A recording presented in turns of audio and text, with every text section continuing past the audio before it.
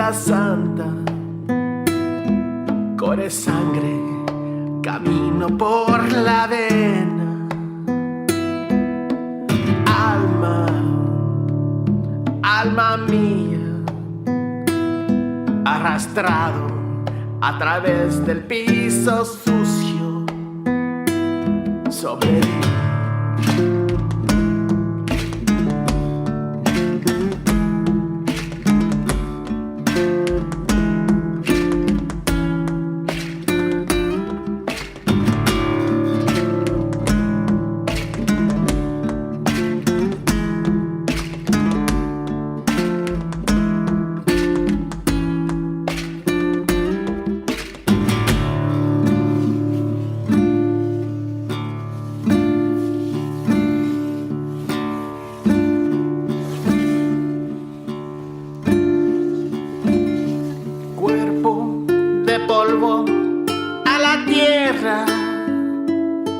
Por momentos como el fuego a iluminar,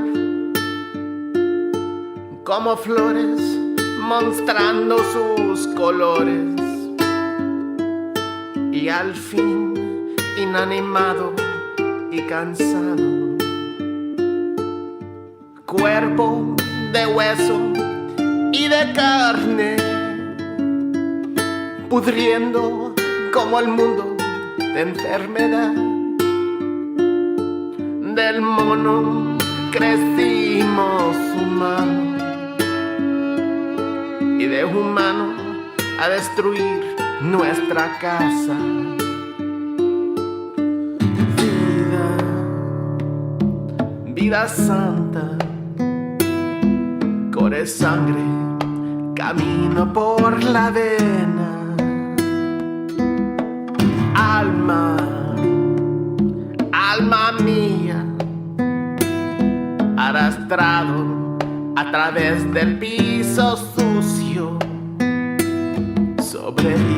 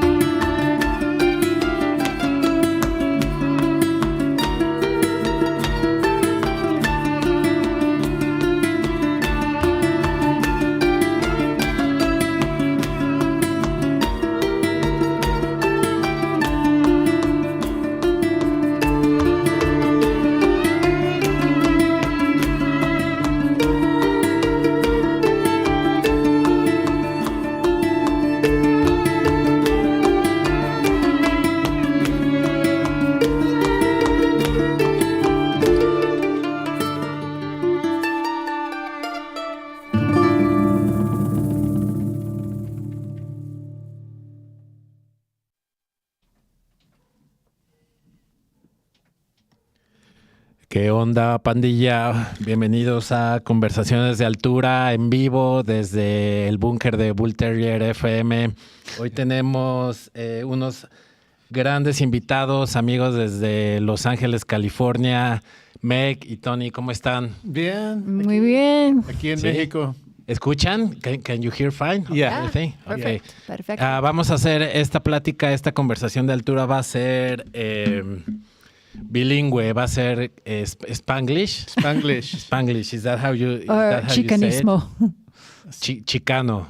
Chicanismo. Chicanismo. Chicano, Así le dicen. le dicen pocho también. Pocho. But pocho is people who are born in the States from Mexican family, parents. Pues yo soy pocho, entonces. That's Chicano. Is that Chicano? Yeah. Es la misma cosa. Mm-hmm. Is it? Ya, es casi la misma cosa. Pues ya depende en la gente, porque hay muchos que piensan que chicanos son como gentes que son que hacen la delincuencia y todo ese tipo de cosas. Pero sí. no es la verdad. Los chicanos eran los primeros que llegaron. Con mi papá, él se proclamaba como chicano, Pero ahora mucha la gente le dicen pochos, no sé por qué. Sí, Pocho, yo ni pocho's kind sé. of a put down for Mexicans who've lost their culture or who can't speak Spanish. oh, interesting. Yeah.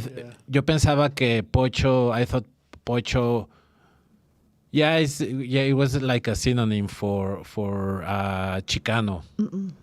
It's a Yes, it's yes. I think it's different. I think it's a synonym for it. Anyway, we disagree. No, ¿sabes qué? No, pocho es una persona que no puede como hablar español. That's what I just said. O que Yeah. como no puede ordenar tacos o burritos o algo así. En español. Que se mira como bien como mexicano, latino y how I'll have a burrito. A burrito, or a please, taco, bro. please, bro. ¿Han visto la película Sangre por Sangre? Sí. ¿Sabes qué película es, Meg? I forgot how it's called in Blood in, English. blood out. Blood in, Blood Out. Ese película lo hicieron en el barrio donde vivimos. Boyle Heights. Boyle Heights. Empieza en un shop de barbera. Sí. Y esa barbera está al otro lado del estudio que tenemos, el East Side Rehearsal. Ah, ¿en serio? Sí. Ah, On, ok. Cesar Yo lo puedo Chavez mirar Avenue. si salgo de mi puerta, ahí está, mira. Lo miro ahí, sí. El barber shop. El Jesse's Barbershop. Sí, sí. Yo voy para allá a hacer ¿Tu corte? Mi corte. Por eso tengo el sombrero.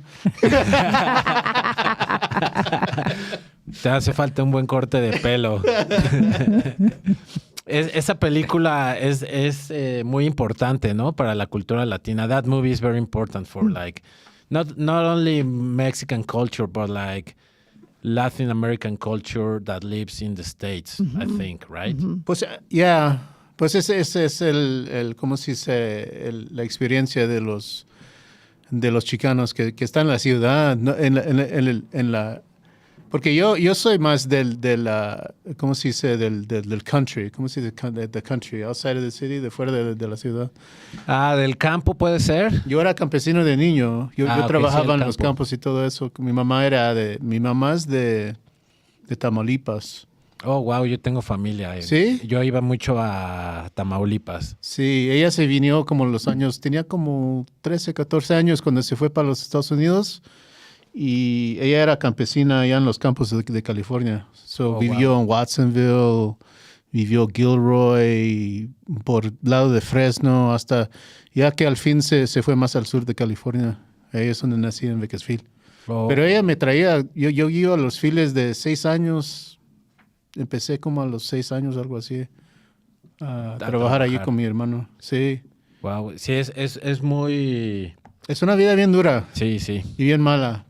Tratan la gente latino como si somos perros. Todavía. Todavía hasta este día, amigo, ya ganó el Trump y el Trump quiere como, tú sabes, a mandar todos los mexicanos que... No sé qué va a pasar, a ver qué pasa. Va a ser un desmadre. Sí. So you think it's gonna get... just to not to get too much into politics, you guys think it's gonna get bad with Trump winning? Yeah. Well, it's the reason why Tony got dual citizenship for, possibly moving to Mexico so we would have some sort of escape route if things got terrible. Yeah. Which we think it's going to get bad. Yeah, they're going to do mass deportations and already women's rights have been trampled upon, gay, lesbian, trans rights have been trampled upon. It's like, really? Well, as far as like abortion is concerned, I mean, they're basically forcing women to give birth. And it's not just, a right to abortion. It's right to have autonomy over your own body. So say I want to have kids and I'm pregnant and the baby dies inside me. Like, no doctor is going to touch me in certain states. They're just going to let the baby die and infect my body until I'm on death's door, and then they might treat me or might not. And women are dying in parking lots in hospitals right now. So it's terrible. California is different. We're a more liberal state. We feel like we're in a bubble. But other states, it's like really bad Yeah. for women, especially who Yeah. can't afford to go to another state to have an abortion.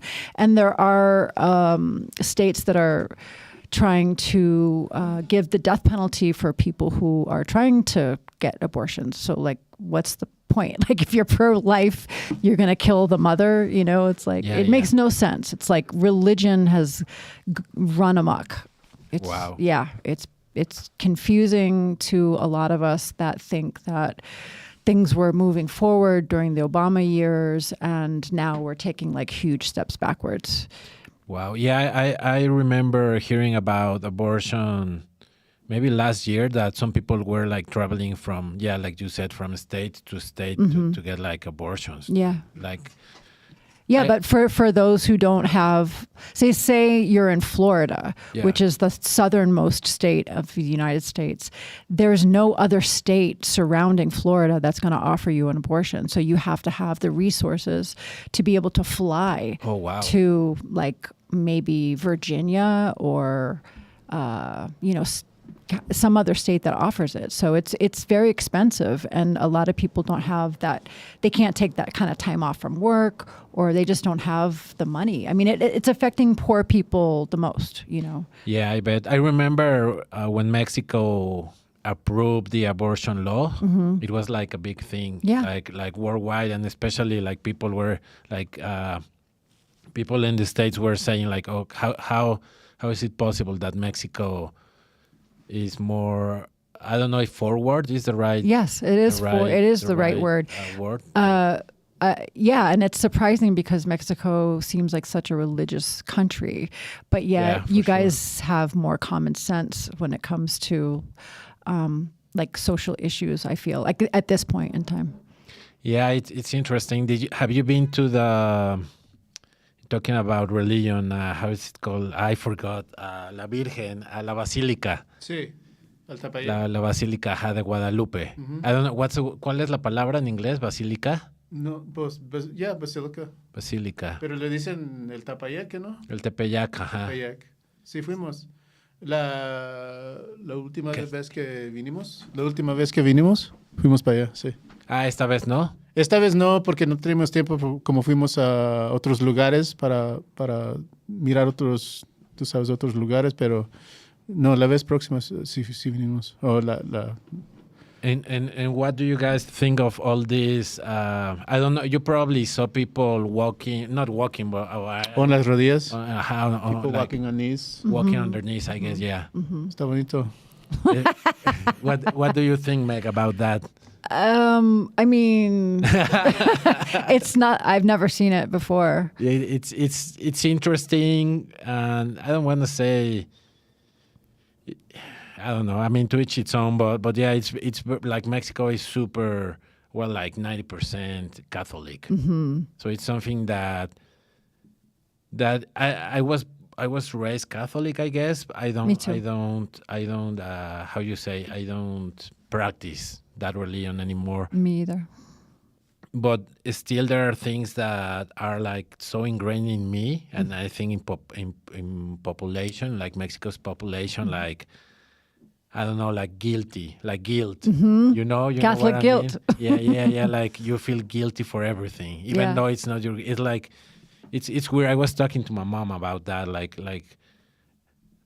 just feeling guilty. You know, it's like something like Catholicism rather pushes you somehow. You know, like even you have to do that like chest thing. You know, and how you say. Like it's almost like a self-flagellation. Yes, when you're like whipping yourself. Yeah, exactly, like whipping yourself or stuff like that. But anyways, let's talk about more about how you say cosas más divertidas, about funnier stuff. So I guess what brings you to Mexico City? Is it official that you are moving here? We, it's our idea that we want to move to Mexico, but the reality is such that it's complicated. It is. I am going to try to work on getting a residency here, possibly. But, we have a lot of things to think about. We run our music studio, Eastside Rehearsal. We have our bands, Alma Sangre and All Souls. And I'm a massage therapist, and I just got certified in Watsu, which is aquatic therapy. Oh, wow. So, I can't just leave my clientele. I'm trying to figure out a way where I can maybe go back and forth. Yeah. So maybe Baja is a better idea for us. We're just not sure yet. But yeah, we can't really just leave everything behind. No, We it's not want to that try to easy. be maybe 2 places possibly. But yeah, we're trying to figure it out. It might take a little while. Yeah, for sure. But it's not that far. Like LA is not that far from No. Mexico. It's like what, like 4 hours and a half, maybe 5 hours, like airplane ride. Yeah, And I yeah, think no, We can it's get to podemos llegar a Tijuana en 3 horas. Tijuana. Driving, yeah. O sea, de Tijuana a Los Ángeles, dices, manejando o... Manejando a veces nomás es como 1 hora y media. Si no hay tráfico, llegamos pronto. Pero con tráfico como 3 horas a llegar a Tijuana. No es tan lejos. Claro. ¿Y les gustó Cuernavaca, Tepoztlán? Sí, bonito todo bien bonito. Tepoztlán era como un sueño maravilloso. Sí, Todo bien bonito. está un poco, no sé si lo notaron, not sure if you noticed that Tepoztlán is kind of like gentrified now. Oh, really? How do you mean? Like a lot of Europeans live there. Or not a lot, but have you heard of this term whitexicans? No. Whitexicans. White Sí. Cuando estábamos cenando, entraron unos whitexicans. Have you heard of that term, Meg? No. Whitexicans are white Mexicans that act like very preppy, very, very. In Mexico, we say mamones. Like very preppy, very like. And they have We say mamones in the United States too. mamones. Yeah. Es, Sí lo usamos. es una palabra común entre los latinos. Sí, mamón. sí. Sí, mamón. Eso cruzó la frontera. Sí. Mamón es como, preppy, right? Like, preppy, Yeah. like, you think you are better than everyone else. Yeah. So in Tepoztlán, there's a lot of whitexicans that they try to do like the healer shaman thing without proper training. Right. I didn't even bother with any of that. We got massages that were pretty like middle of the road, nothing special. But Yeah. it felt good after that hike up the mountain, though. Oh, yeah, I have to say. yeah, we went up the mountain. Fuimos al Tepozcoco, ¿cómo se llama? Tepozteco. Tepozteco. Fuimos hasta arriba, pero estaba cerrado. Ya cuando fuimos al fin, ahí podemos mirar la escalera y todo que iba al pirámide. Tenía todo cerrado. La pirámide está cerrada. Sí, estaba cerrado. Tiene como... Pero duramos como 1 hora o 1 hora y 15, algo así. Para arriba. Cerrado o sea, 1 hora caminando. Caminando para arriba. Lunes y Yeah. martes. Me siento como la chingada ahorita. ¿Cansado? Cansadote, man. Como, let's tell people that you have experienced now I think that makes you like official Mexican. Like there's a term in English. Yeah. Moctezuma's Revenge, yeah. Oh, yeah. That was Oh. the second time we had it. Me ha pegado Except varias this time veces. was the second time. It was In Mexico. Yeah. Yeah, yo Yeah, the first time was in the Yucatan, like several years ago. En Yucatán, en Yeah. Mérida, Yeah. No, Cancún, Tulum. Tulum, los pegó la primera vez cuando los casamos, cuando estamos ¿cómo se dice? Flor de miel. Ah, ¿De luna de honeymoon? miel. Y estábamos en honeymoon y fuimos por allá y también la misma cosa pasó. Pero en ese día no teníamos médicos, no fuimos a agarrar los antibióticos. Se aguantaron. Aguantábamos. Les piden, did they, like, at the pharmacy, did they ask you for a medical note? We had it. Yeah. Yeah, we had a doctor come to the house, to the Airbnb. And for us, it's amazing to experience your healthcare because we don't have that. You don't have a doctor house call in the U.S. Unless you're rich and famous, maybe. But no, you have to go and wait in like an emergency room or what are those called? Like urgent care with like a ton of other sick people, and it might be 10 hours before you being seen. In $500. Yeah. Yeah. And so De we veras. had a doctor come to the Airbnb here last week, and it was, I think, $30 US for him to look at Tony. And Pues no miraste esa reacción de la gente que cuando mató ese hombre en Nueva York, mató ese el CEO. CEO, sí, sí, sí. Y la reacción en los Estados Unidos. Sí, sí, Es todo el por mundo eso, estaba eso feliz. son puros ladrones. Se están robando todo el dinero allá. Y a veces si se pone mal una persona con cáncer, una cosa así. Yo tiene un amigo que tiene leuquimia y una píldora, how much? It was like a $500 pill. Oh, wow. Y tenía que esperar tanta tiempo para la aseguranza. No para el médico. El doctor le dijo, necesitas eso. You need this, you need this, you need this, you need this. And he's sitting there waiting for the insurance to. Oh, wow. So that's why people come to Tijuana Yeah. or Juarez or wherever where there is. Yeah. to get procedures or get dental work, because it literally is a fraction of the price. It's an oligarchy in the United States. I know about the dental thing because I recently got some root canals, and I checked the prices in the States just out of curiosity, or Yeah. probably I heard someone talk about it, and it was like 4 times as much as it was. Like yeah. I paid like 3,000 pesos. 3,000 pesos is like $150 around that. And like, how much is a root canal in the States? Should be $4,000. $4,000. 4,000? Maybe, yeah. Yeah. No And insurance shit. doesn't cover it. Like we have good health insurance, but it doesn't cover eye or dental. Pues yo no sé por qué se están metidos los agencias de seguranza. Tú sabes. ¿Ellos qué hacen? No son doctores, no son. No, Okay. no O sé sea, ¿por qué existen? existen. Yeah, ¿por qué existen? No hay, ¿cómo se dice? There's no reason for them to be involved. Yeah. They're just there, and it goes all the way back to Nixon. Nixon was basically the person who started, and he went to Henry Kaiser and he said, "Hey, can we make a program where we do the least amount of care and the most amount of profit?" So Henry Kaiser wrote the entire healthcare scheme in the United States, and it's just stayed the same throughout. And now we have these CEOs.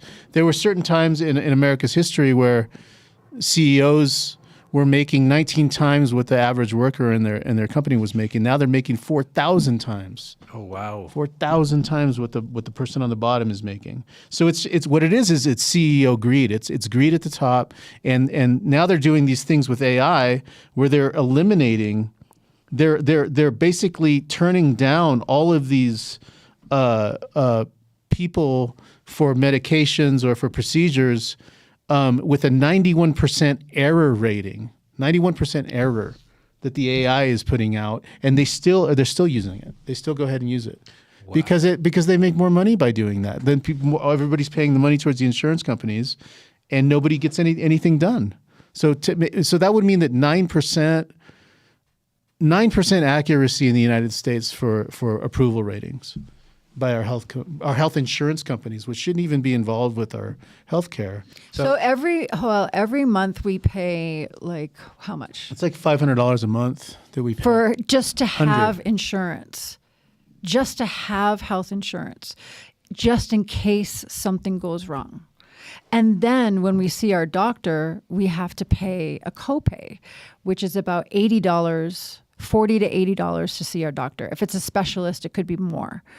And then if you get sick, then you have to pay on top of all that. Well, but then if you get sick, the doctor will give you a recommendation to see a specialist, and that has to be approved by the insurance companies. And then you might wait. So like then- I'm waiting to see a specialist. Right. It took like 6 months to get like a special doctor. Yeah, it could take you months and months and months. And then if the specialist says you need a medical or surgery or procedure done, that has to be approved by the insurance companies. It's a total runaround. So now you're waiting and waiting and racket. waiting. So you could die. while you're Just waiting. waiting by yeah. Even if you are insured, you're paying your insurance every month, but you're just not getting the care. But that you they're need. still going to bill you every month. Yeah. even though you're waiting to die now at this. So at some anyway, point. So the U.S.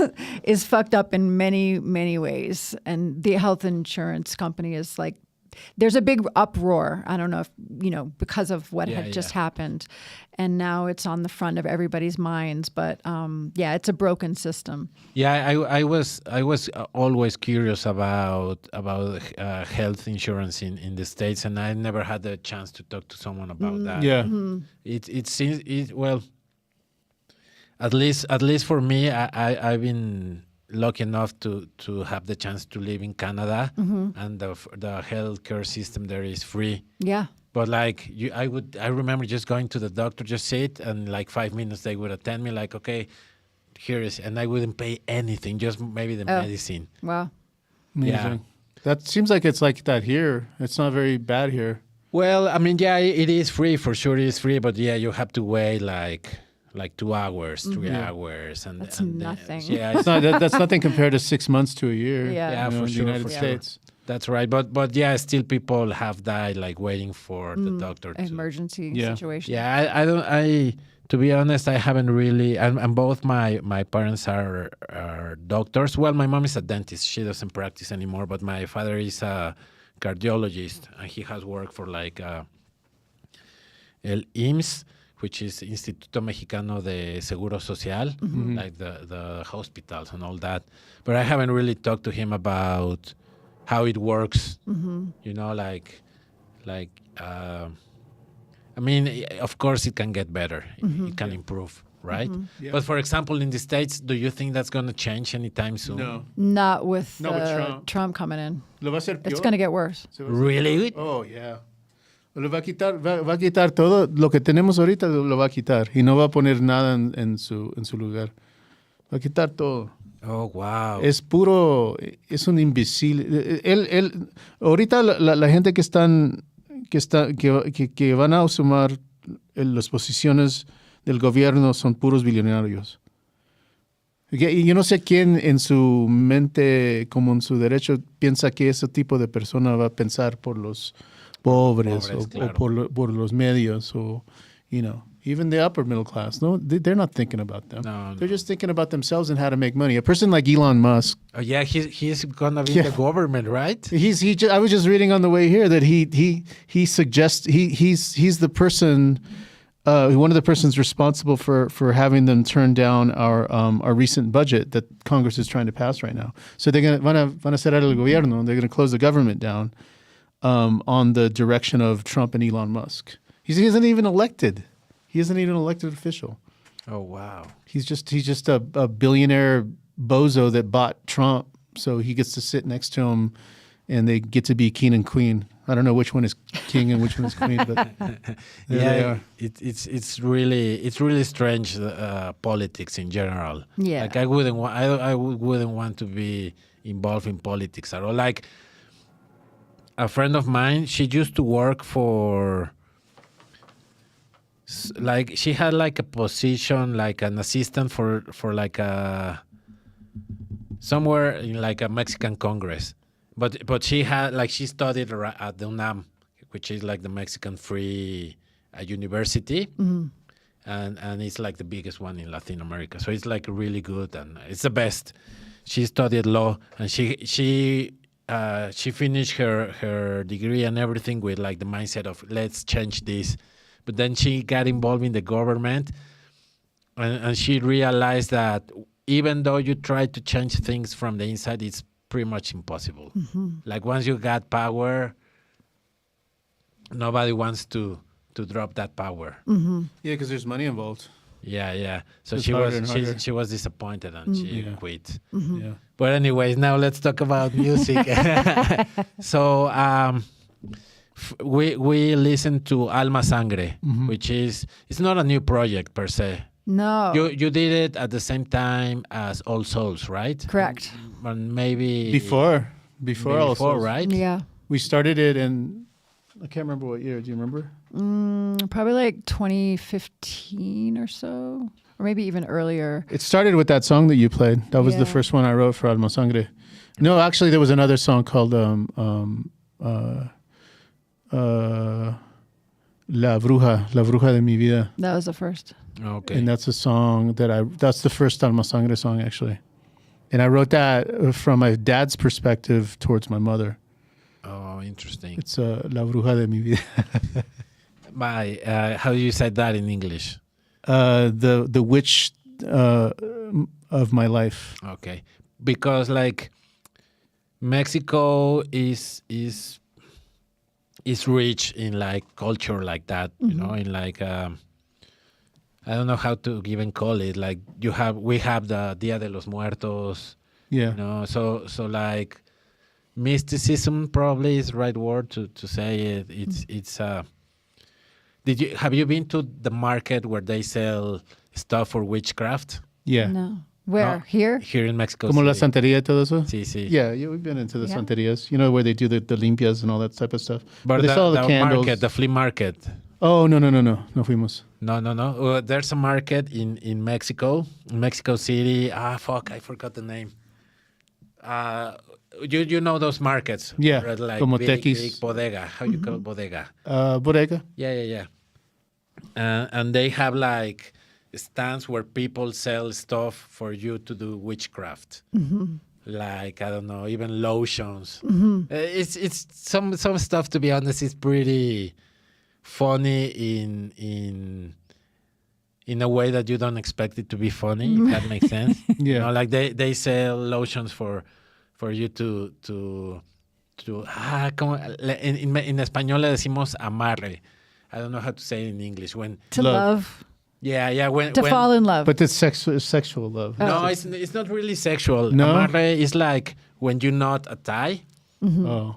and it means is Oh, that to tie together. to tie together. Yeah, exactly. Como amarrar. Como amarrar, exactly. Okay. Yeah, that's the right term in English. Yeah. So you go to the brujo or la bruja, and you ask them like, "Hey, I'm in love with this girl or with this boy, but she doesn't really pay attention to me. So the el brujo, la bruja does it's her or Cast the thing, spell. yeah, cast a spell." Which, come on, you know. But you know what, though? It's all about intention, you know? So I'm a firm believer in creative visualization. Like, if you can imagine something, you can make it happen, because No, I agree. It really can't happen unless you can see it in your mind. And so, you know, a lot of things that I've done in my life, I've envisioned first, and then it happens after that. So I think witchcraft and casting spells, or however, I mean, it sounds cheesy, but it is part of just sort of seeing things or trying to make yourself envision things in order for it to happen. And then burning a candle or that's lighting an what life incense is. or That's- Yeah. bringing life to this idea. You know, it really is all it is. That's what music is you intention something, or you see something, and then you eventually manifest it. So it's a manifestation of feelings, and it's a manifestation of wantings. And some people need help. They need a bruja. So that's how Alma happened, and that Meg had always, you know, when we were doing Totimoshi, like she would always say, like, well, why don't you do something that Well, first it was, It's sing- why it's- don't you can I- sing can I- in Spanish? can I? Yeah. No, go ahead. That's it. Oh yeah, and she's like, well, why don't you sing it? Can you sing in Spanish? And I was afraid to sing in Spanish, you know, because I'm very pocho, and I know that I speak a little bit of Spanish, but it's not educated Spanish, you know, because I grew up in the United States, so I was educated in English, It was like a street Spanish. street Spanish. My mom had a third grade education. You know, she was a campesina, and she grew up in like I said, in Tamaulipas, in a little town called Revolucion. She never went to school, really. You know, so the type of Spanish she speaks isn't educated. It's not like here in Mexico City where you hear somebody speak, and I'm like, wow, that's real Spanish, you know. Right. Yeah. I mean, I guess because for the longest time, Mexico City, I mean, of course, it's the capital, but everything it's been centralizado. How you say that in English? Centralized. Right? Like everything, even like music and everything happened only in Mexico City. When bigger bands started coming to Mexico, they only play Mexico City. Maybe Guadalajara. no, not even. No. Maybe The Cure. I think the Cure played Monterrey like 30 years ago or so, but that's it. But like probably 15 to 20 years ago, everything started to open. More bands started to tour more in Mexico. And especially for the last 10 years, like now bands tour, like metal bands tour, like 20 There's a cities. circuit. There's like 5 Like places or so. Even more. But that's recently, like 10 years is nothing, right? So I guess that's, my point is like, I guess that's why Spanish in Mexico, especially in Mexico City, sounds more, I wouldn't say fancy, because if you go to like the ghetto, oh my God, that's something else. The Spanish that is spoken there, of course it doesn't sound fancy, but it sounds very, it's very folkloric. Even for me, sometimes they say slang that I'm like, What is that's that? pretty creative. Like if I play you something, you wouldn't understand. Like Really? because even for me, it's like, what does that mean, right? Interesting. But Yeah. so then I heard Chavela. I heard Chavela Vargas for the first time. I didn't know her growing up because my mom, like I said, my mom was from the north. So the way that I grew up was listening to like Ramon Ayala, listening to Tigres del Norte, that type of stuff. Listening to a lot of the Tex-Mex music, a lot of the norteño music. And that's Temerarios, maybe. Yeah. Los Bookies. And of course, we would go see the mariachi movies when I was a kid. So we'd see like Antonio Aguilar, other classics, Fernando. Tu tocayo. Y ándale, mi tocayo. ¿Sí sabes tocayo qué es? Sí, cómo no. Okay. Y pues mi mamá estaba enamorado con él. De Antonio Aguilar. Sí, y yo pienso que se casó con mi papá para el apellido. Sí, todas las personas mayores de esa época están enamoradas de él, de Pedro Sí. Infante. Pero íbamos había un teatro en Los Ángeles que se llamaba The $1 Million Movie Theater. Oh, wow. Y cada 2 o 3 meses, algo así, fuimos para Los Ángeles a mirar las películas que enseñaban y eran las películas de los mariachis. Esos días de más atrás. Pedro Infante, Antonio Aguilar, tú sabes. Claro. Vicente Fernández, todos esos tipos de Chente. cosas. So that Chente. must have been a big influence on you. It was a big influence, but I didn't know how to put it together until I heard Chavela.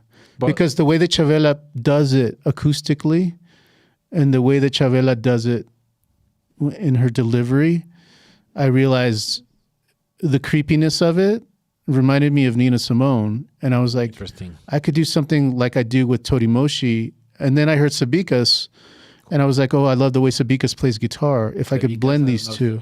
Sabicas era un flamenco. Pero murió aquí en el DF. Aquí vivió, se vino en los días de Franco. Y aquí vivió en México. Y era un guitarrista, pero de los meros. Oh, wow. Like up here level.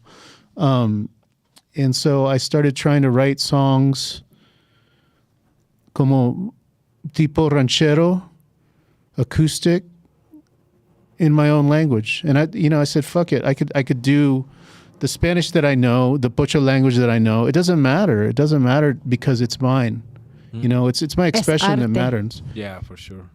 The thing that I'm realizing as I come to Mexico is la gente de México no sé, quizás no sepan que en los Estados Unidos no aprendemos nuestra historia.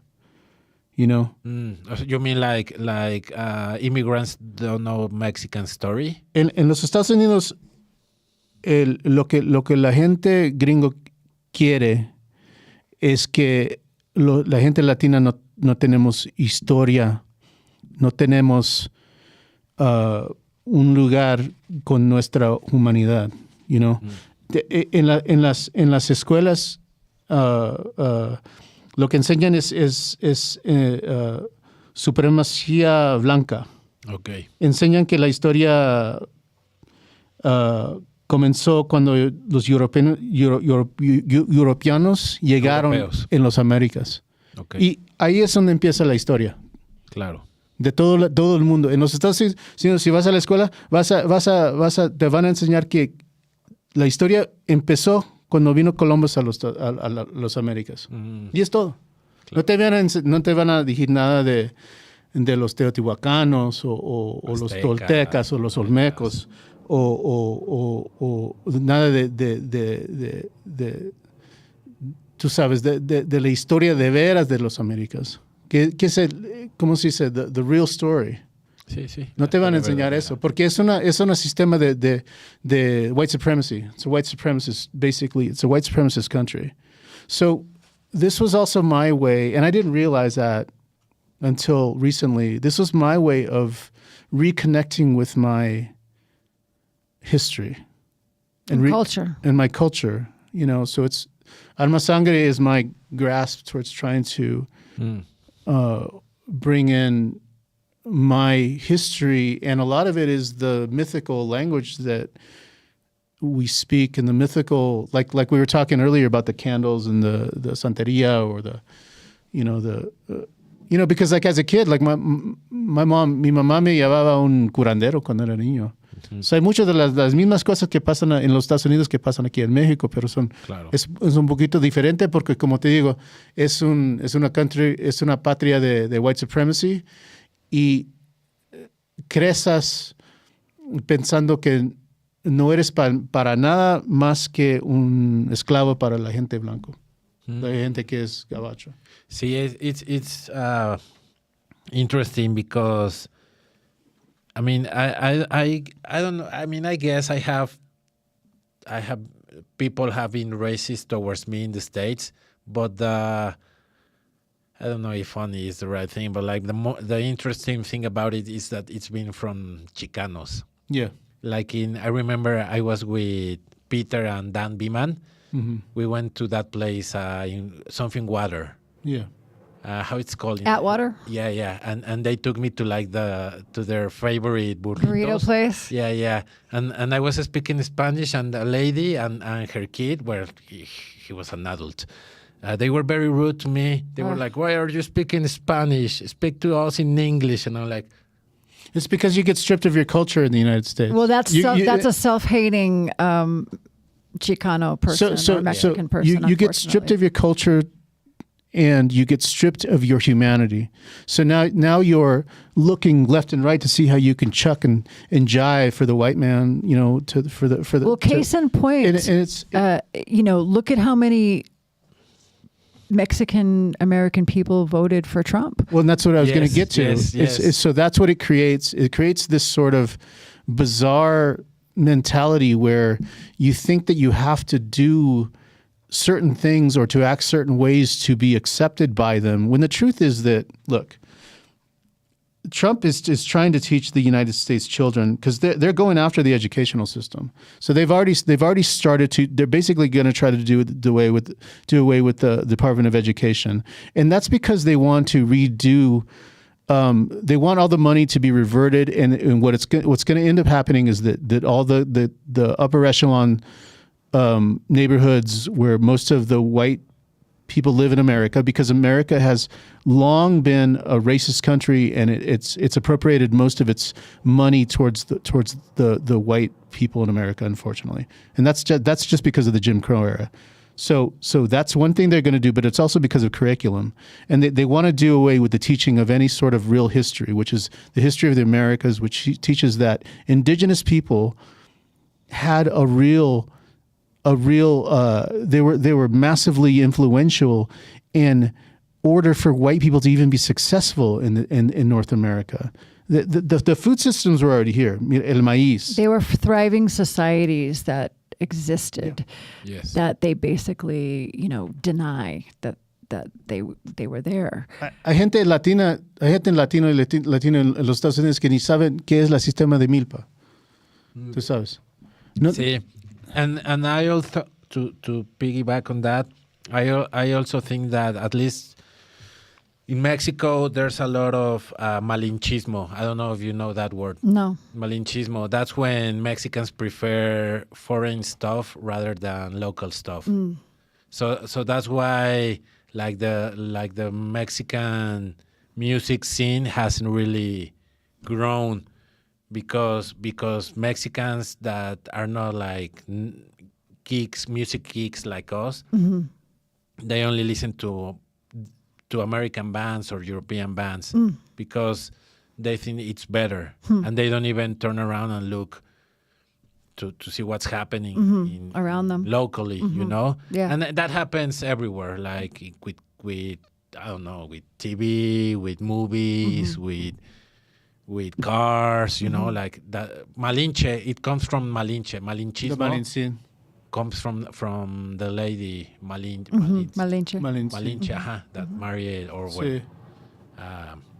But yeah, it's interesting, and so I think that's another thing why like pochos prefer like they don't feel comfortable saying they or studying their culture. I think it's I don't know, it comes from different things. It's hard to study your culture when it's never presented to you, right? So like if you go to school, first grade to 12th grade in the United States, and you graduate high school, you've had no introduction whatsoever to the real history of North America. You've basically been taught that you get taught Manifest Destiny, you get taught that Columbus discovered America, you get taught, you might learn a little bit about some local Indians, maybe like the Chumash or something, but the perspective they're giving you, like say for example, and I'm sorry I'm doing this in English, the perspective that they're giving you is in essence, like say for example, like the hunter-gatherer myth of the American Indian. The hunter-gatherer myth is not true. Most of the American indigenous people that lived in the Americas actually lived in cities. That's the truth.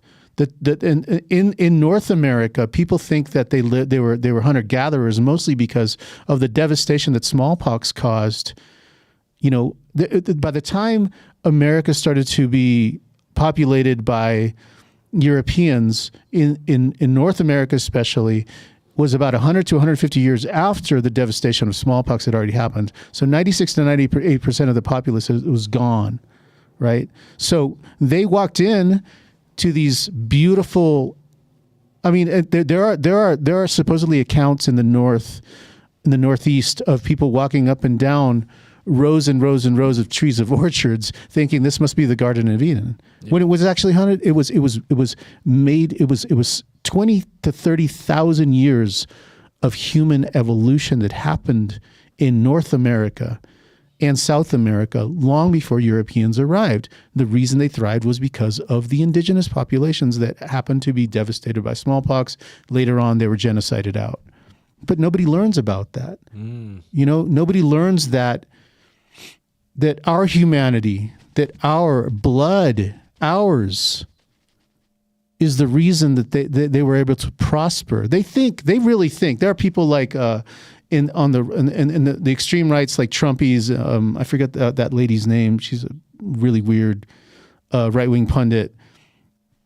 There are people in the Americas and in the United States especially that believe that blonde hair, blue eyes are the real Americans. That's not the truth. The real Americans are the indigenous population. Well, and those are the people that they're telling to get out of our country. You know what I mean? It's so ironic because it's like people who are native to our country have been there for literally thousands of years. So, the white people have only been there for a couple of hundred. For sure. And they're telling, and I'm not natives talking, to leave. Yeah, and I'm not talking about on every white person because I have lots and lots of friends who are wonderful, like thoughtful human beings, but it's just the bizarre little fascist movement that's happening right now in the United States, and it's really appalling, and it's really it's dangerous because of its ignorance. Mm-hmm. And it's akin to the Nazi movement of the 1930s. Yeah, no, I agree. And some of those white people that are chanting the "Make America Great Again" probably don't know that California, Arizona, and Texas Were all were Mexico. part of Mexico Right. because of this stupid president. Right. They probably don't even know that the reason for the thing that happened at the Alamo was because of slavery. Was that the people like Daniel Boone or whatever, they were fighting on the part of the Texas Rangers that were fighting on behalf of the people that were uprising and trying to turn Texas into a territory. Were doing so because Mexico had outlawed slavery. So because Mexico had outlawed slavery, they were now having to get rid of their property, what they deemed as their property. So that's the reason that they were in upheaval. You know, it's and it's just a lot of people don't know real history in the United States. They just want to. So what the right wing does is they use trans people, or they'll use, you know, they'll use somebody who's very different to placate that place of wedging the two sides against each other. Yeah. And unfortunately, like I even have members of my own family who have bitten into that hatred and who've gone and voted for Trump because, you know, they hate trans people, or they don't want teaching of trans at school, even though they're not teaching trans studies, or they're not teaching anything about trans people at schools. It's They're just saying that they exist. Yeah. Yeah. And if you're a person, you should have the same rights as anybody for else. sure. It's like pretty basic feeling that we should all have for one another. But some people just don't. Yeah. They feel threatened for some Yeah. reason. Yeah, they feel like the whites are gonna be displaced by another race or something, right? the That's people my that feeling. displaced us, the people that the people that genocided us are going to be displaced. It's ridiculous. Yeah, I mean, I don't want to sound weird, but like there's some really weird white people, even here in Mexico. Like they come to Mexico City and they complain, like they. I think someone posted something on Facebook about like a American white woman complaining about how because you know those dating apps like Tinder and all that crap. She was like, "There's only Mexicans here," and everybody was like, Bitch, do you know where you are? exactly like shit like that. I'm like, come on, and like even like there was this like this became viral. This model, she's actually not white. She was or she's African American, and she came to Mexico City, and she I think she's like those people that they're called nomad workers, digital nomads. Yeah, that stuff. So anyway, she complained about the people that play music on the streets and ask for money, because you probably saw it. You know, like you probably on your apartment, and probably you hear like, you know, like the music, just people like asking for money, playing music. And she complained, and it was like all Mexicans were like calling the immigration, and you know how it's like the cancel culture now. And but yeah, it's, I don't know. Let's see how it happen, how things go for the next 4 years. It's gonna be interesting. Yeah, and now that Mexico has like its first lady as a president, Yeah. I don't know how Trump is gonna deal with her. So far, so bad. She's kind of putting him in his place. Yeah, apparently, yeah. I heard that they had like a call or something. I don't know if she has visited Trump, like in person. No, but I don't know, think so. No, not yet, right? No, they just had a meeting. Like over the phone or something. Yeah. But going back to Alma Sangre, so playing these songs, that does that make you more connected to everything? For example, Meg is from. I mean, you're American, but your parents are Cuban, right? My dad is from Cuba. How does that translate to Alma Sangre? Well, you know, I have half of my roots from Cuba, and then before that from Spain and Portugal, I just found out. But also other places. So they were pretty nomadic, coming through like Africa and the Middle East, and you know, through Europe and over into Cuba. So there's a lot of mixture of cultures, I have a theater background, so I was a dancer before I was a musician. And I think that when Tony and I met, I was doing more performance-oriented, more dance-oriented, and I was studying flamenco. And I always wanted to combine that somehow in a band. I didn't know how it was going to work. But we were in a really interesting music community in Oakland, California, and there was a band there called Idiot Flesh that were doing Idiot Flash? Idiot Flesh, yeah. They were really progressive, like musically, and also very theatrical. And they brought in a lot of different performers, and I got to perform with them. Sort of, I was doing buto, which is a Japanese type of dance. Buto? Oh, wow. Mixed with like flamenco. And so that's when I was like, this could work in a rock format or like some sort of musical format where we could take my background as a dancer, meld it with Tony singing in Spanish, somehow get the flamenco theatrical aspect as a part of it. And I mean, it took years, because we just followed this path. We were really into heavy rock for a long time. And it took us, like probably 20 years to get back to this idea of Alma Sangre. But we were able to kind of hone and our ideas and combine them with, both of our backgrounds.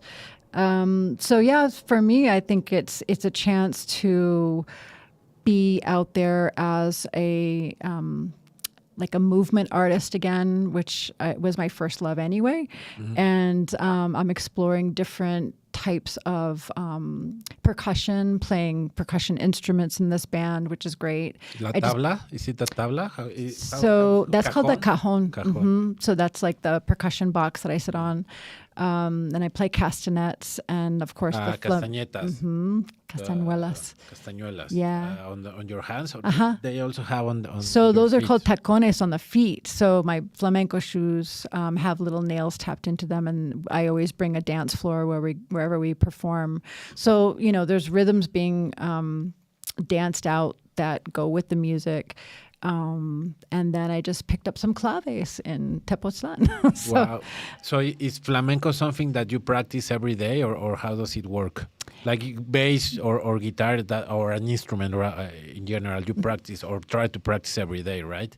I think when I was first learning, like when you're learning how to play an instrument, you do have to, get the rudimentary movements or notes and finger placing on the neck of the instrument or whatever. Everything takes time for your body to absorb how to do something, but then it's like riding a bike, you know what I mean? Like I can not dance for a month and then maybe take a day or two to condition my body and be able to like get everything back. So it's not an everyday thing because we are busy people running businesses and working. But when we have shows and when we have recordings to get ready for, yes, it's an everyday thing. Oh, wow. Yeah, we take it seriously. Do you get tired by dancing? I mean, of course, but like how much of a physical activity? I'm trying to get more into flamenco for the last 6 months. And I like not dancing, of course. I think men don't dance flamenco. Yeah, they do. They do? Oh yeah, really? Oh, they're yeah, that's amazing. Right. Yeah, but their footwork is like out of control, fast. Like, but is it like salsa where the man leads? There's only a few dances where you will dance with a partner. Usually it's like a solo or in a group. But there's like traditional dances like the Sevillanas dance where it's a folk dance where flamenco, like a couple will dance together. But a lot of it is, you've got people singing and then a guitarist and maybe a cajon player. And then like someone will get up and dance. It's sort of a call and response type thing. What we're doing is not traditional flamenco. Right, it's right. like pulling from the idea of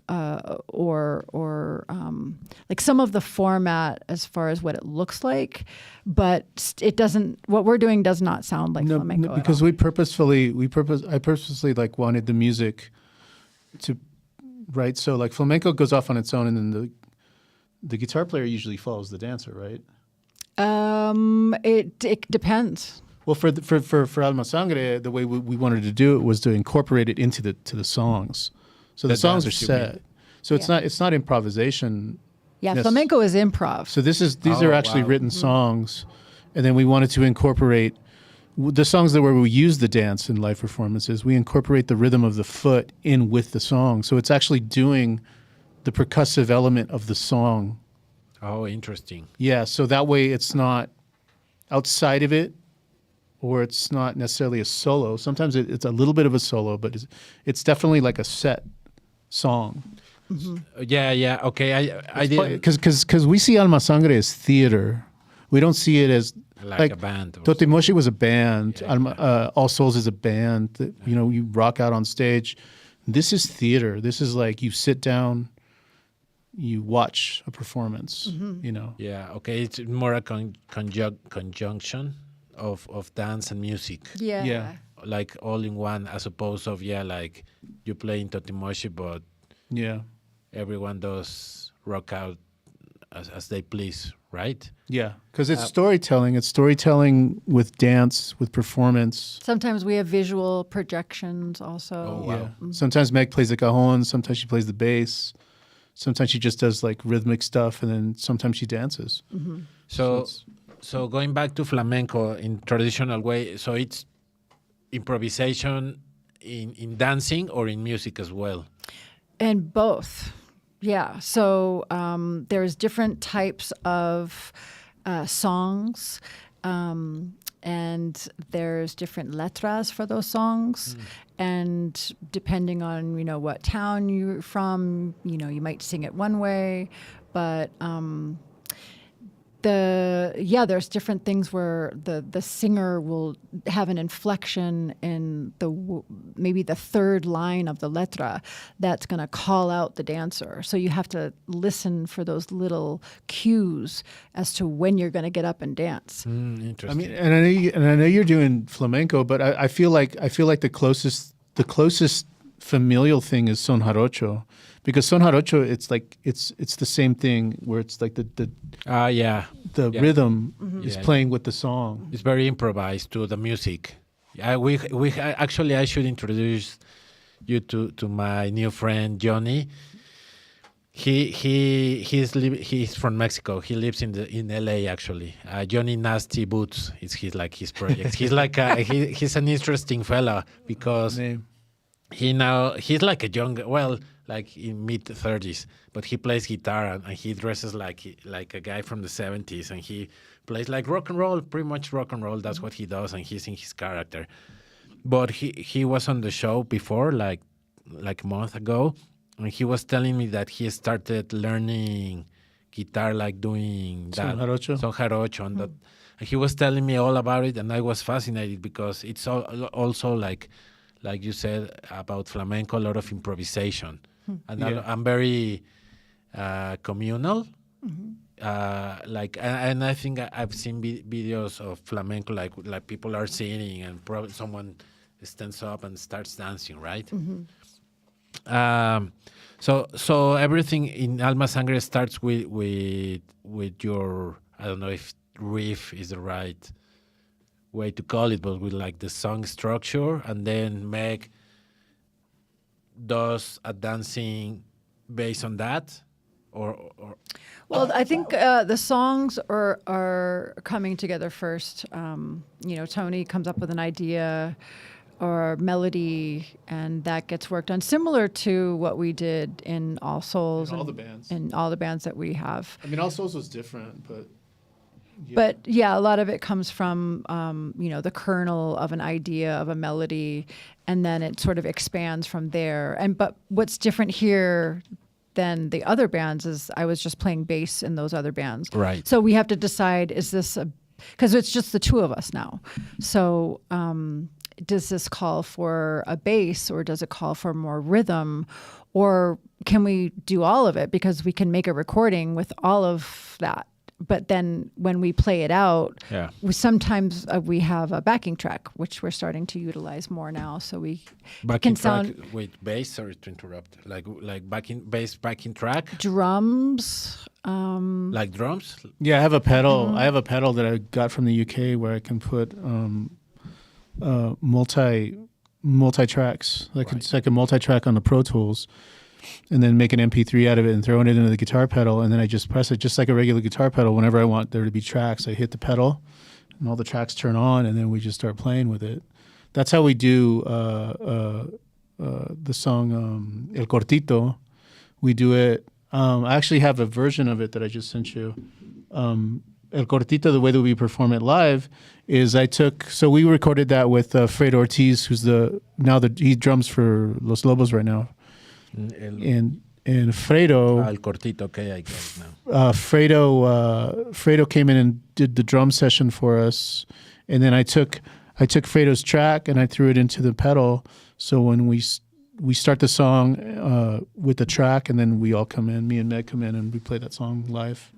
So it's like we're a 3-piece band, but the pedal is playing the drums, and I play bass on that song, and Tom plays guitar. On there. You wanna listen to it? Yeah. Let me see if I can make it happen. I think so.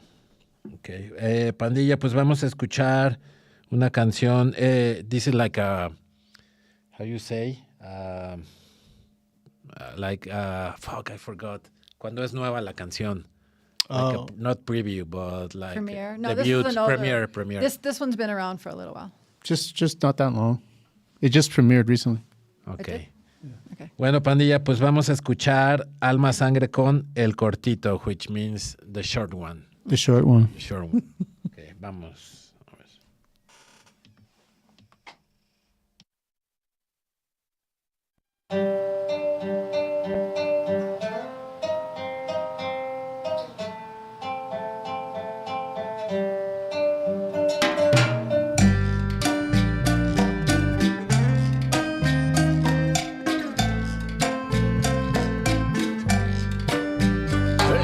Algunos sin vergüenza, los que nunca reclaman culpa.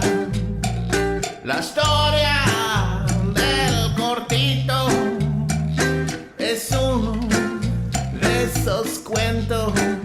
Muéstrame cómo nos vieron, ay, nos vieron animales.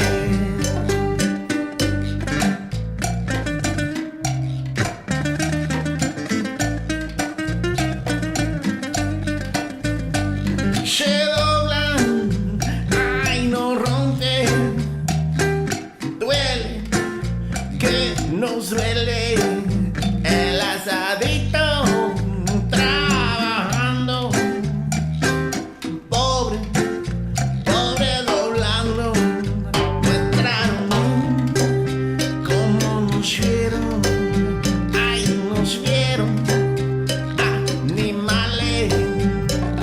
Nos vieron animales. Ay, la historia te voy a contar. Entre el trabajo y dolor, vive un ladrón que esperó a robarse la lana cortó. El asadón nadie dejó el brazo del diablo. Desvergonzado hombre sin corazón.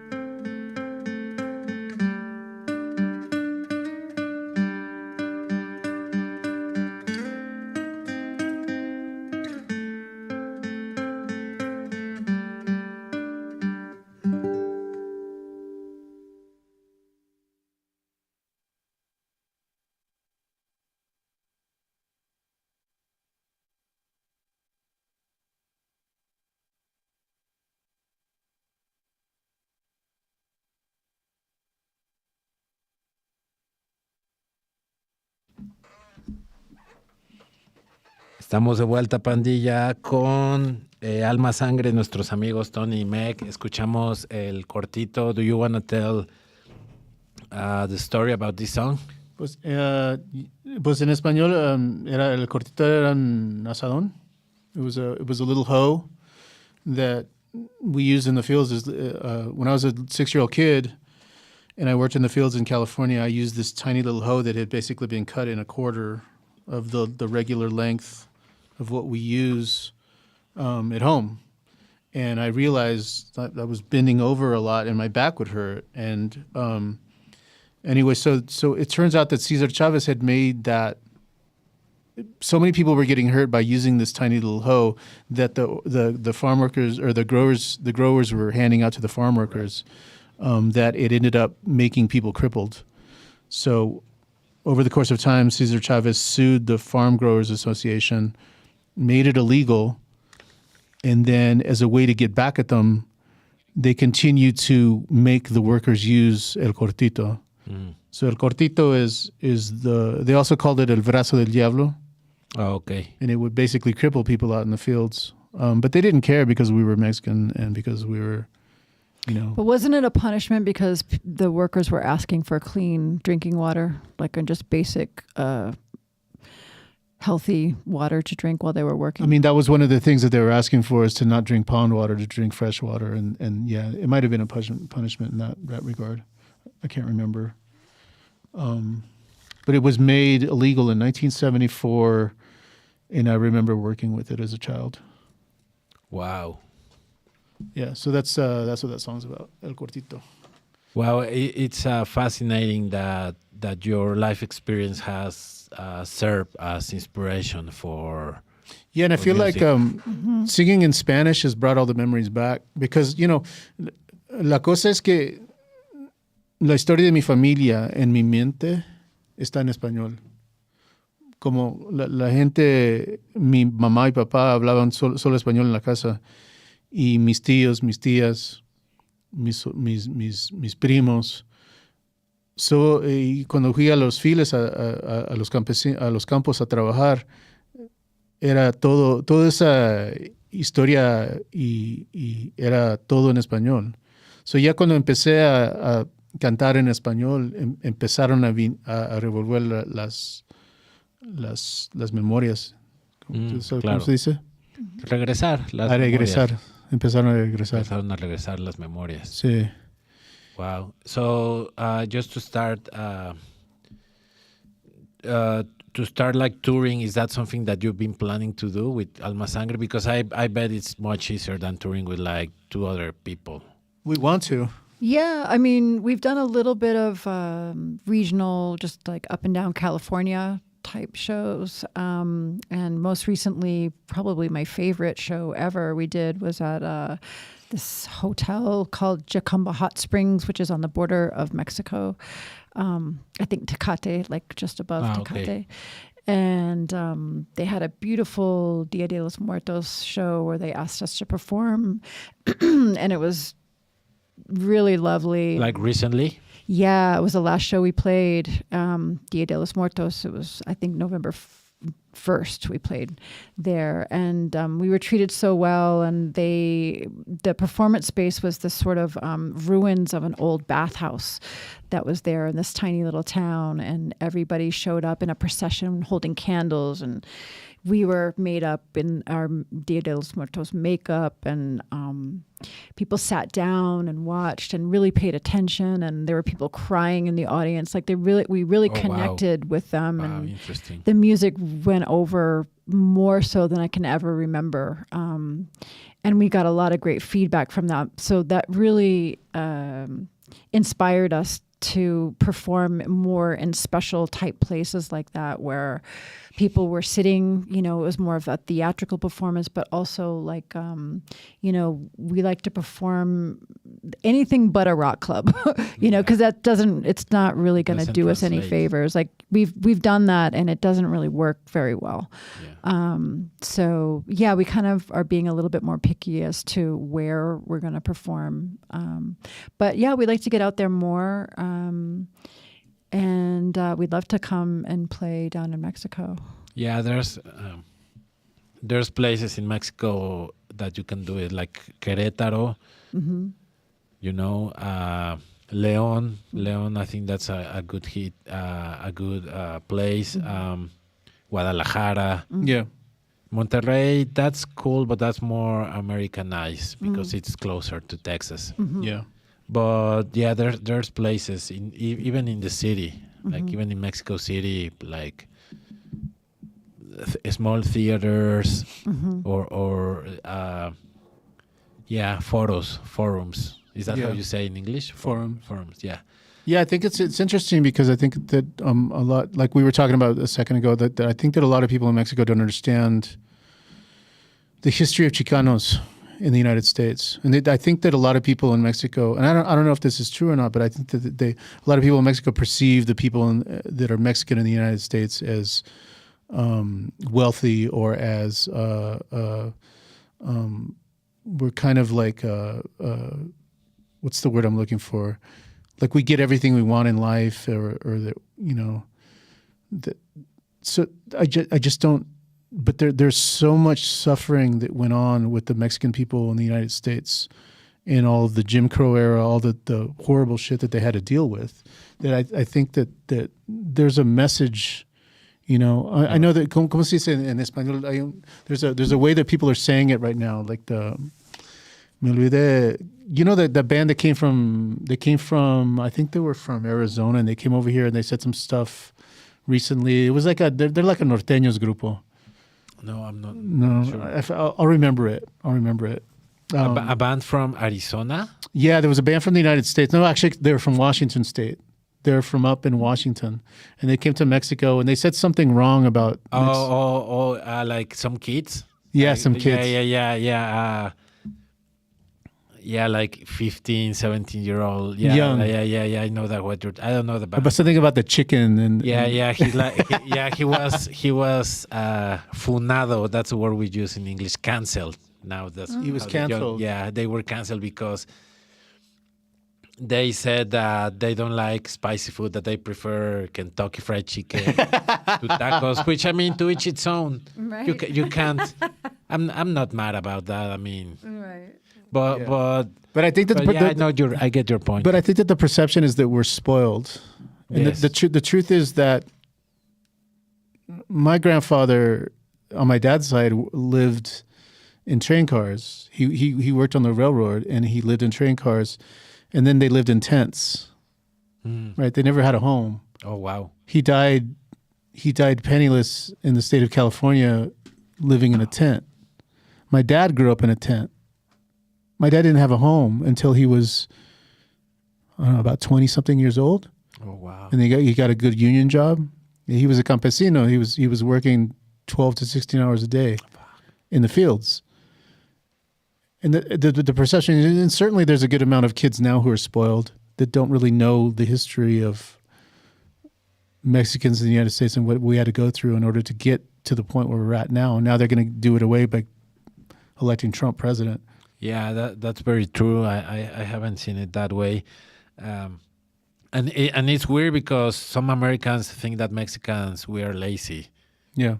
You know, that's like a common stereotype. No, Mexicans are lazy, but Well, they say the same thing about us in the United States. You know, that we're lazy, that Chicanos are lazy. yeah.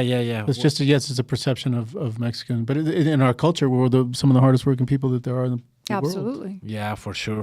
Like we were talking during the song that have you seen that meme or that in English meme where it's like a picture of or like a white family giving grace like Thanksgiving and like thank God for Jesus. for providing this food and on the same image there's like campesinos like workers like throwing tomatoes to the and the guys are saying you're welcome. Yes. You know, Yeah. it's like they don't realize how hardworking Mexicans are. You know. And Yeah. that they're going to do the jobs that most white people don't want. Like when a hurricane blows down, a swath of houses, who's going to come and rebuild? Who's going to come and clean up? It's always the immigrant workers. They're going to do the dirtiest jobs because nobody else is going to do it. Well, I had the blessing of seeing extreme poverty as a child. So like my mom got a job one time in Texas, and we had to drive down there with this guy that was this scumbag foreman that ended up raping my mom. We stayed in a barracks. ¿Tú sabes qué es un barracks? No. Un barracks es como una casa de aluminio construido, como es bien largo. Es como casi como se parece como una de esas casas que usan para el militario. Ah, ok. Y todas las cuartas estaban separadas con una sábana. Sábanas, son una familia. No había aire acondicionado. It was like 100-degree days. My mom working 12 to 16 hours, in the fields, living in these horrible conditions where there were no showers, just toilets here and there, and it was like the worst living conditions that a person could imagine. And I got to experience that as a child, So it's that we came, families, a lot of the families that came to the United States, from Mexico, they came because of the revolution. Nos vinimos por la revolución, porque no había nada de vida aquí en esta patria. So nos fuimos para allá, pero sufrimos allá también. Sí, o es la más. misma cosa, sí. Sí, es como perseguir el sueño americano, ¿no? Sí. The American Yeah. dream. Y yo pienso que como las historias que tengo en estas canciones, como son las historias de mi familia y son las historias de un tiempo bien malo en nuestra historia. Yo pienso que por eso, como Meg dijo que estaban llorando cuando, people were crying in the audience. I think it's because they get the feeling, they understand like what's going on. Right. Like there's one song where I quote my grandmother and my aunt in their last words on earth as they were dying. Both of them were dying. Mi abuelita dijo que se sentía como si estaba ahogando y que la agua se estaba creciendo para arriba. Y se estaba ahogando y le dije a mi mamá, no mires la agua. Y mi mamá le dijo, no, yo no miro nada. Pero como se estaba, y de repente se fue. Oh, wow. Y ¿El hospital? En el hospital. Okay. Y mi tía cuando murió le dijo a mi mamá, dame un abrazo bien fuerte. Y que le dio un abrazo y, como se dice, she breathed her last breath. Oh, wow. Respiró su último, sí, respiro. Sí. Dio su último respiro. Eso lo ponía en una canción que se llama Para Escapar. Ok. ¿Me la mandas? A mí se me hace que te la mandé. Si no, ahorita te la mando. Okay, sí. So before we let you go, what's next for Alma Sangre? Or Totimoshi, All Souls? We're working on a video. It's almost done for a new song that has yet to be released called Pero de Acción. Okay. So, we're finishing up that video. We've just been making videos. Everything's on YouTube. We have Alma Sangre Band YouTube page. You can check out all the videos. But yeah, we're going to release that single and video next. And then probably some more shows on the horizon. Yeah, and I have, estoy ahorita tengo como 5 más canciones que estoy. Para Alma Sangre. Mm-hmm. Para Alma Sangre. I have a half album written for All Souls, but we're not sure what's going on right now. Might end up being a solo record for Tony. Yeah. And then I have one Totimoshi song, but that might end up on a solo record too. We'll find out. Okay. We'll see. So no plans for neither Totimoshi or All Souls. Not right now. Hopefully we can get that all together. Nice. But Alma Sangre, we have It's lots. just expensive. You know what I mean? It's like when everybody's hard. living in different places to get together to practice, and then you don't make money, you know. It's not about money, but it does cost money to sure. make when music and to get on the road. And when it's just you and me, it's easy. Yeah, You know. yeah. So this is Es where más it's at fácil. right now. Okay, so hopefully we'll be able to see Alma Sangre en México Ojalá. Yeah. pronto. Pronto. ¿Quieren escuchar la canción Perro de Acción? You wanna give him the exclusive? Why not? Okay, you're gonna get the exclusive then because it's the first time. Pues amigos, muchísimas gracias por visitar el programa. Thank you so much for doing the show. Gracias I really por todo. appreciate. Thank you. Gracias, I- Joel. You know I love you guys. Love you love too, you. carnal. Carnal, claro. What else is happening? That's it. Yeah, And- we'll see what happens where we end up in Mexico. Ok. Bueno, we're gonna- pandilla, pues ya escucharon la historia de Alma Sangre, un poco de la historia también de la cultura mexicana en el gabacho, en los Estados Unidos, en California sobre todo. Y bueno, pues escuchen Alma Sangre, apoyen también este gran proyecto semi-local, que pronto esperemos estén en México, ¿no? Gracias. Y vamos a escuchar Perro de Acción, que es una exclusiva. premiere. World Premiere. World premiere. Action Dog. Action Dog. ¿Y de qué va la canción? ¿De qué? Ajá. Que soy un llorón de los meros llorones. Chilletas, decimos aquí. Chietas. Bueno, pandilla, pues ahí se ven. Gracias por sintonizar Conversaciones de Altura. Nos vemos el siguiente año. Hay planes nuevos y pues ahí se ven. Los dejamos con Alma Sangre, Perro de Acción.